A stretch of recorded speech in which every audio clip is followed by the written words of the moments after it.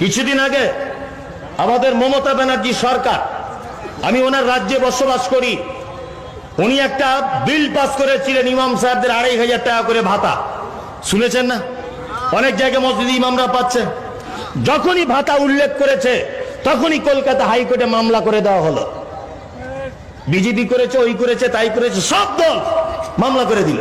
বলছে কেন মুসলমান ইমাম সাহেবরা শুধু পাবে, হিন্দু কেন পাবে না? তা তোমার বাপের টাকা আছে, তুমি পাবে? হ্যাঁ, তোমার বাপের কিছু আছে সারা ভারতবর্ষে, তা তোমরা পাবে? সারা ভারতবর্ষ তো মুসলমানদের, তোমার আছে কি? তুমি ভাতা যে দাবি করছো, আছে কি তোমার? श्रीमती इंदिरा गांधी उस समय प्रधानमंत्री थी। बापूजी आगे आगे गाय चल रहा था और पीछे पीछे हमारे संत चल रहे थे, और सत्ता के मद में मत वाले लोगों ने बेमंत से गोली चार्ज किया था, और उसमें संत भी मरे थे और गौ भी मरी थी। उस समय करपात्री जी ने हाथ जोड़कर कहा था, हे सत्ता के अधीनों, हमारे पूर्वजों ने संविधान स्वीकार किया है, उसमें भी मेरा भी हक है, मैं भी भारत का नागरिक हूं। आपने संतों को मारा, जाओ हम संतों का खून माफ करते हैं, लेकिन याद रखना एक गाय की हत्या हुई, जाइए आपका कुल का नाश गोपाष्टमी तिथि में होगा। सब लोग भूल गए, मैं नहीं भूला, मैं नाम दे रहा हूं। अब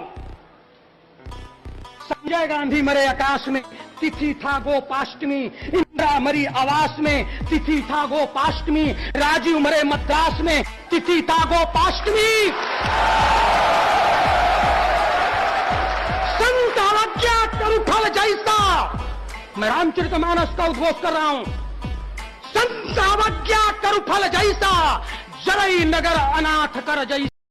कांग्रेस हमेशा से हिंदू विरोधी रही है, लेकिन हिंदू क्यों कांग्रेस विरोधी नहीं होते? शायद वो नहीं समझते कि कांग्रेस ने क्या किया। आपको साल दर साल का ब्यौरा देते हुए बताएंगे कि कैसे कांग्रेस ने हिंदुओं का मजाक बना दिया। 1950 में आया आर्टिकल 25। कांग्रेस 1950 में आर्टिकल 25 को लेकर आई, जिससे धर्म परिवर्तन को मान्यता दे दी गई। और सबसे ज्यादा किसका धर्म परिवर्तन हुआ ये सब जानते हैं, लेकिन ये तो सिर्फ शुरुआत थी। नेहरू 1950 में आर्टिकल 28 लेकर आए और हिंदुओं से धार्मिक शिक्षा का हक छीन लिया। लेकिन आर्टिकल 30 के तहत अल्पसंख्यक अपनी धार्मिक शिक्षा दे सकते हैं। धार्मिक शिक्षा के बाद निशाने पर थी धार्मिक संस्थाएं। 1951 में HRCE एक्ट, 1951 में Hindu religious and charitable endowment act लेकर आए।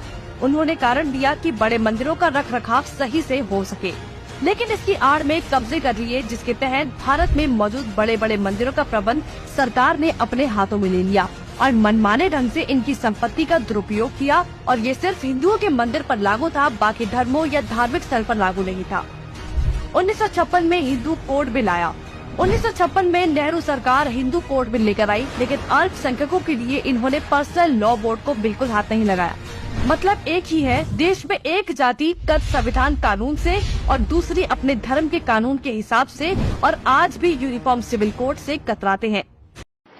ये बालवन पब्लिक स्कूल की ब्रांच है लक्ष्मी नगर की, और ये सामने जो बच्चे खड़े लाइन में वो 9th क्लास के हैं, 9th C I think so. इन्होंने भी स्कूल में जय श्री राम का नारा लगाया, इसलिए इस क्लास को सस्पेंड कर दिया गया है 15 दिन के लिए, जो सुनने में आया है। मैं चाहता हूँ इस पर संज्ञान लिया जाए एजुकेशन मिनिस्ट्री का, और जो भी कर सकते हैं हिंदू संगठन। धन्यवाद। जय श्री राम। प्रवक्ता को मैं ध्यान से सुन रहा था, इन्होंने बोला कि आप इतिहास को याद मत कीजिए, 2022-23 को याद कीजिए। तो आपका इतिहास इतना अंधकारमय है कि आप कैसे याद कीजिएगा? पोक आपका देन है, धारा 370 आपका देन है। बाप रे, ये तो धोती खोल रहा है। इमरजेंसी आपका देन है, बखोर्स घोटाला, कोयला आवंटन घोटाला, 2G घोटाला, सब आपका देन है। प्रजातंत्र का अर्थ नहीं जो मनाए कर ले हम, प्रजातंत्र का अर्थ नहीं अपना घर भर ले हम। मुंह तो बंद करो अंकल। पहले ये वाला वीडियो देखिए, क्लिप को आप आराम से देखिए। इस देश की एक हिस्ट्री लिखी जाएगी, और हिस्ट्री ये लिखी जाएगी कि 1992 में बाबरी मस्जिद को तोड़ा गया, और उसके बाद में उस वक्त के प्रधानमंत्री ने जाकर राम मंदिर का शिलान्यास किया, जो संविधान के बिल्कुल विरुद्ध है। एक ऐसी हिस्ट्री को हमने क्रिएट कर दिया। आज मुसलमान खामोश है। मेरी आने वाली नस्ल, मेरा बेटा, मेरा पोता, उसका पोता, 50 साल के बाद, 100 साल के बाद एक हिस्ट्री जब उनके सामने आएगी कि हमारी मस्जिद को तोड़कर मंदिर बना दिया गया, उस वक्त में हो सकता है कोई मुस्लिम शासक हो, कोई मुस्लिम जज हो या मुस्लिम शासन आ जाए, कुछ नहीं कहा जा सकता, क्या फेरबदल हो सकता है। तो क्या उस हिस्ट्री की बुनियाद पे इस मंदिर को तोड़कर मस्जिद नहीं बनाई जाएगी? बिल्कुल बनाई जाएगी। देख लिया। अब इसके एक एक लाइन पर ना थोड़ा गौर करिए। पहली लाइन में मौलाना क्या कहता है? भारत के प्रधानमंत्री ने संविधान के विरुद्ध जाकर राम मंदिर के निर्माण का कार्य शुरू किया। दूसरी लाइन में क्या कहता है? मैं बहुत आराम से बता रही हूँ, कोई जल्दीबाजी नहीं। कल जब हमारी नस्लें आएंगी और इतिहास को फिर से लिखेंगी, तब शायद इस देश में मुस्लिम शासन आ जाए, मुस्लिम जज आ जाए, तो दोबारा से राम मंदिर को गिराकर मस्जिद बना ली जाएगी। आप कहेंगे इसमें नया क्या है? भारत हमारा देश है। हाँ, ये मुसलमानों का देश है, तो आप अपने धर्म ग्रंथों में इस देश का नाम बताइए। हम तो बड़ी खुशी खुशी स्वीकार कर लेंगे, ये मुसलमानों का देश है। तो आपके जो धर्म ग्रंथ हैं उनमें गंगा नदी बताइए, यमुना नदी बताइए, हिंदू जाति बताइए, ब्राह्मण बताइए, क्षत्रिय बताइए, वैश्य बताइए, शूद्र बताइए। हमारे धर्म ग्रंथों में तो ये सब मिलता है। अगर आपका ये देश है तो फिर पाकिस्तान का विभाजन क्यों किया? फिर नहीं करना चाहिए था, लेकिन आप लोगों ने किया। आप लोगों ने वोट दिया कि नहीं हमारे लिए अलग देश दो। क्यों भाई? तो अच्छा, अलग देश भले ही चले जाते, लेकिन उसका भी नाम भारत ही रखते ना। आपने उस देश का नाम पाकिस्तान कैसे रख लिया? अगर ये देश आपका है और इसका नाम भारत है, आप ये बात स्वीकार करेंगे कि इसका नाम भारत है। एक अमरूद के दो टुकड़े करो तो दोनों टुकड़े अमरूद ही होंगे ना। ऐसा तो नहीं होगा कि एक टुकड़ा आम हो जाएगा और दूसरा टुकड़ा अमरूद हो जाएगा। किसी भी कपड़े के दो टुकड़े करो तो ऐसा तो है नहीं कि वो दूसरा जो है कोई दूसरा हो जाएगा और एक टुकड़ा कपड़ा रहेगा। तो वैसे इस देश का इस तरह से विभाजन नहीं हुआ है, कोई धरती थोड़ी काटी गई है, केवल आपने नाम बदल दिया। तो अगर ये देश आपका है, ये देश माने कौन सा देश? भारत देश। तो भारत देश आपका है और आपके धर्म ग्रंथ इसको सपोर्ट करते हैं कि हाँ ये भारत देश है, तो वो पाकिस्तान कैसे बन गया? वो अफगानिस्तान कैसे बन गया? उसको भी भारत रहना चाहिए था ना, भले ही आप रहते अपना। अगर ये देश आपका है, आप मुसलमान कैसे हो गए? कब से हो गए मुसलमान? कहाँ से हो गए? रिमांड्स पर रिमांड्स लिए जा रहे हैं। ट्रांजिट रिमांड भी हो गया। देश के इतिहास में पहली बार किसी पत्रकार को ट्रांजिट रिमांड पर। कॉमन मैन को अगर इंसाफ चाहिए तो उसे तारीख पर तारीख से लालू यादव को के ऊपर केस हुआ तो फैसला आने में 17 साल लग गया और 3 महीने में जमानत हो। जयललिता पर 18 साल में फैसला आया और 13 दिन में बेल मिल गई। सलमान खान पर 15 साल में फैसला हुआ और 3 घंटे में रिहा हो गए।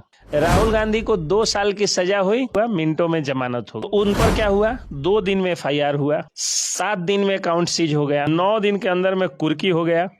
और उसके बाद बिहार के बाहर में हम बिहारियों को कोई कितना भी बेइज्जत कर ले, लेकिन उनके ऊपर जो है वो कोई ट्रांजिट रिमांड हमारी बिहार की पुलिस जाकर के नहीं मांगती। The 8 Kal Bhairava temples are located in 8 cardinal directions of Kashi, protecting the whole mandala. These are Unmat Bhairava, Krodhana Bhairava, Kapala Bhairava, Asitanga Bhairava, Chanda Bhairava, Ruru Bhairava, Bhishana Bhairava, and Samhara Bhairava. In the Kashi Khand Purana, the Kashi Kshetra is said to be standing upon Shiva's Trishul, and 3 main temples form the 3 points of the trident.